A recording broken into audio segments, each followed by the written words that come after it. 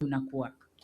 Nilikuwa nazungumza na mwekezaji hapa, hoteli nyingine 2 atazifungua kama alivyotuambia, lakini akaninong'oneza kuna eneo kama ameshachukua hajajenga, lakini bado ameulizia maeneo mengine kama yapo.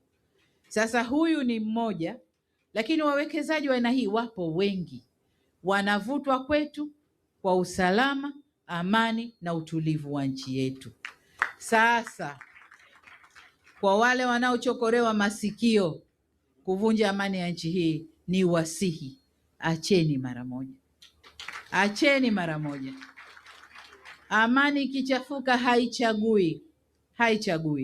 Na tuulizeni sisi wa upande wa pili, ilipochafuka amani Dar es Salaam tu pale, nenda kaulize vijana kama leo wanataka kuingia njiani, hakuna anayetamani. Kwa hiyo amani ikivunjika haichagui. Niwaombe sana, maendeleo yetu, kunawiri kwetu, kupendeza kwetu, kulala na kuamka salama, tutunze amani ya nchi yetu. Tofauti za mawazo zipo, lakini zisitugawe wala tusiharibu utulivu wa kisiasa na amani ya nchi yetu. Tanzania oyee!